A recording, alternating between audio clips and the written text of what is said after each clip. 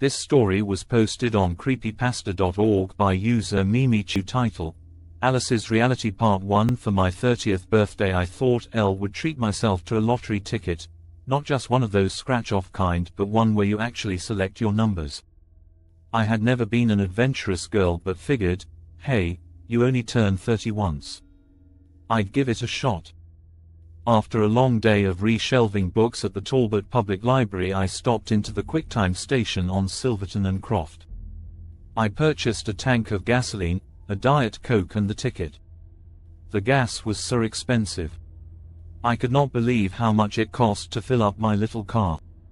The realization that I won $293.3 million took a while to sink into my brain. I stared at the television screen in awe as announcer Vance Herland drew each number. Mine. Mine. Mine. Mine. My breath came in shallow spurts and gasps. My eyeglasses fogged. My heart jumped into my throat as I jumped to my feet. What was I going to do with all that money? I had never been much of a dreamer. I figured there was no point. I was just your average, ordinary person. Ordinary doesn't come close to achieving dreams. You have to be someone spectacular for that to happen, right? I was just plain old Alice Estelle Ingram. Even my name was boring. Alice. My hair was shoulder-length straight and the lovely color of poop. I had nondescript gray eyes that looked owlish behind my thick prescription lenses, and my skin was so pale I practically glowed in the dark. No, I would never be a supermodel. I was too short. Too chunky. Too frumpy. I tended to gravitate toward long skirts and long sleeves. Beige or tan. Always. And I can't forget those sensible shoes. Mama said sensible shoes were the way to go because high heels gave women headaches. I never really understood her logic but didn't question it. I never questioned anyone or anything, not in much of a serious manner anyway. Things were the way they were and that was that. Makeup had never touched my face. I didn't believe in playing make-believe. I was who I was. I went to my librarian job every day. I went home to my one-bedroom apartment every day. I watched the same TV shows, ate the same foods and spoke to Mama and Daddy. Every day. Life was routine. I was routine. And I liked it that way. Nothing else was in my world. No husband. No children. And no boyfriend. Actually, I had never even been out on a date. So, what was someone like me going to do with money? I had everything I needed. I hit the off button on the remote control and walked into the kitchen. Taking a small spiral notebook and a pencil from the junk drawer, I hovered over the counter, deep in thought. What to do? What to do? A list is what I needed. A list of practical and responsible possibilities. A new car. Yes, that would be practical. Pay off credit card debt. Yes, that would be responsible. I had more than a few maxed out charge cards. I bought a lot of books. A lot. Books were my friends. Elle had no others. I had work acquaintances. I was polite and friendly to library patrons, but I had no real friends. The characters in my many books were friends. The princesses. The detectives.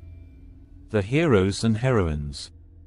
There were never any shy, timid 30-somethings like myself though. Why couldn't someone write a character with my personality traits, or lack thereof? I would certainly root for her to succeed. My chewed-up fingernails drummed a steady beat on the pale green countertop. Could I write a story like that?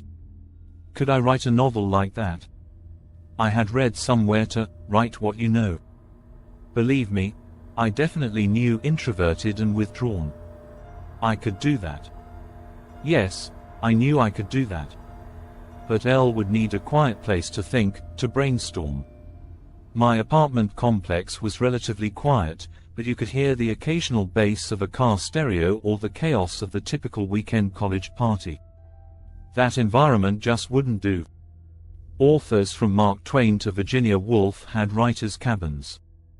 They went into seclusion to compose the words that would change the world. The words that readers would voraciously devour. I wrote cabin in bold letters on my list. But where? Where would this writing cabin be located? It would have to be somewhere inspirational. I turned the question over in my mind. Cabins are out in the woods. Check. Mountains are beautiful and could pique inspiration as well. Check. Ding. Ding ding. New Mexico. I would buy a cabin in the mountains of New Mexico. My heart began to beat faster again. As soon as my lottery ticket was confirmed and all the necessaries were cleared away, I would pack sentimental keepsakes and head for solitude. Mama and Daddy were both upset about my decisions, but I explained to them my desires to be somebody. I was tired of being a puny nobody with no goals, no ambitions and no discernible purpose. Alice, you have purpose. You are my daughter, Daddy said. Your purpose in life is to be a good daughter, and running off willy-nilly halfway across the country to chase some cockeyed idea is not, in any way, shape or form, being a good daughter.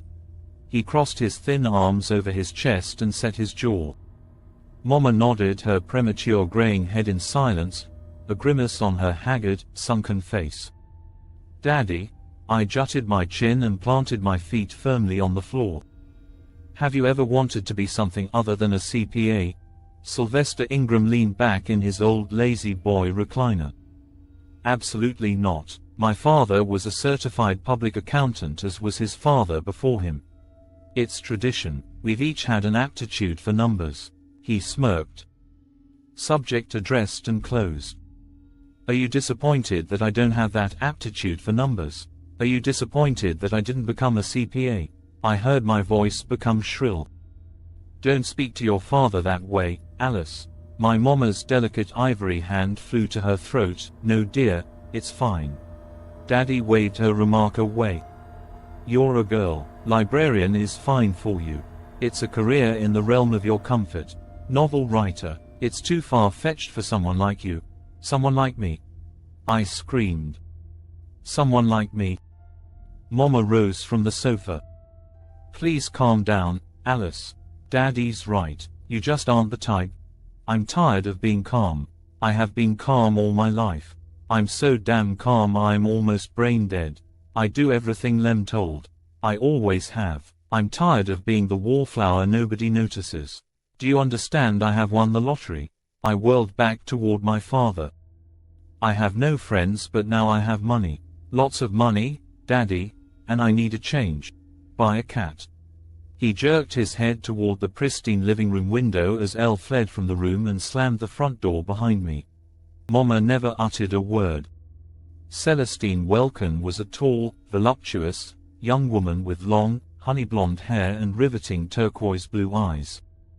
As I walked into Monty's Realty, she stood to her full height from behind her office desk. She was broad-shouldered and carried herself with a confident air that should have been bottled and sold. Her white pantsuit was form-fitting and low-cut, but her handshake was that of a little girl, dainty and delicate. Good afternoon. How can I help you? Her smile displayed perfect white teeth between plump persimmon lips. My throat tightened. She looked like she should be on the cover of a fashion magazine. Could I trust her with my new money? Could I trust her to locate my now coveted writer's cabin? What if she was one of those airhead blonde types? I had few requirements for my new living arrangements. Solitude. Solitude. And more solitude. Celestine laughed. A tinkly, tiny laugh that put me instantly at ease. She tapped her chin and exclaimed that she knew just the right place. The cabin was on the outskirts of town. Old Foster Road was long, winding and half dirt, half gravel. Pine trees lined each side of the glorified trail in a fragrant attention. I breathed in the beauty as I hung my head from Celestine's Jeep Wrangler window. I felt like an excited beagle puppy with its floppy ears blowing in the breeze. Nestled back in the woods, the hand-hewn cabin overlooking a nice-sized pond sat regally atop the mountain. The wooden porch swing beckoned. Birds chirped and squirrels skittered free. Oak and pine trees seemed to interlock one another as we both ambled toward the front entrance, hints of sunshine gleaming on our shoulders. I could almost smell the aromas of homemade apple pie. This unique log cabin sits on 15 acres and is an idyllic country retreat. Celestine Welkin flipped her long honey hair over her right shoulder. The first floor consists of the master bedroom and a secondary bedroom. The second floor offers 2 additional bedrooms. The entire property is surrounded by barbed wire fencing. There are 2.5 baths, and, as you can see, a cozy wood-burning fireplace. She need not say more. I was already sold. I was busy imagining a few potted plants in one corner, comfortable, upholstered sofas and chairs in front of a crackling fire and, perhaps, a humble table along the west wall like Hemingway might have used. I can just see it for you, Ms. Ingram, a stack of fresh, white paper and your favorite pen.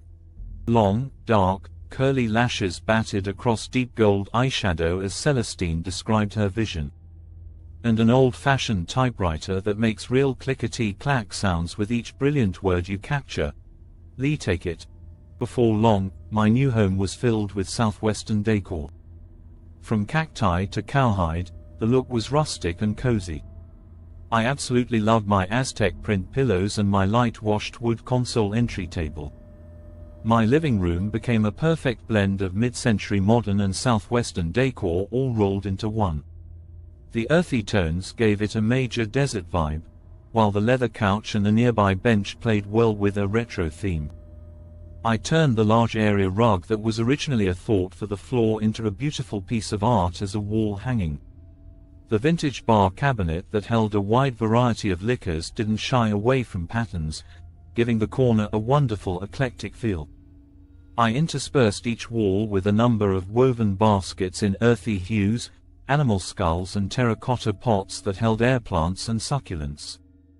Each bedroom now boasted a buffalo motif and the bathrooms held deep, soaking tubs laden with large, oak-scented candles. The entire home was understated yet displayed a huge, bold personality. As I sat for the first time at my new-to-me 1938 Underwood Champion, I felt a flutter in the pit of my stomach. The machine was muscular and solid. The keytops were big. This gloss black, handsome guy was certainly something to die for. I rolled a piece of thin white typing paper into the carriage, scooted my chair closer, cracked my knuckles and sucked in lungs full of air. And stared at the blank page. And stared and stared. And stared. Elle needed to go to the grocery store. I had been so busy shopping for furniture, a new car, clothes and arranging and rearranging my life I had forgotten all about food. Who does that? Okay. Elle knew I was procrastinating with getting my book started, but food was important too. The book could wait until tomorrow. The food store was a dumpy little place with cream-colored brick walls and a faded red lettered sign announcing fresh eggs for 99 cents. The doors wished open to a row of metal shopping carts with bright yellow handles. Walking in, produce was the first thing I could see. Rows and rows of colorful fruits and veggies were easy to access and looked quite yummy. The center of the store had large kiosks for meats, dairy and bakery products. A bulk section was provided for nuts, grains and dried fruits. Samples were encouraged. Anything that was packaged and processed was on the far back wall of the store. Those interested in that sort of thing would have to do some walking in order to get their cookie fix. As Elle rounded aisle 4, an older woman with a deep brown wizened face and wild gray hair stood behind a small, white plastic table. Her gnarled fingers quickly rolled something mouth-watering into small fingertip-sized balls. Are you bored with your go-to healthy recipes?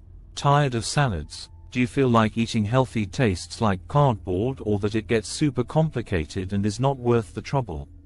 Have you given up control of your diet to the fast food fare that's popping up everywhere you turn? I looked down at my chunky thighs. Next on my to-do list would be to join a gym. Elle grinned at the woman, politeness in my eyes.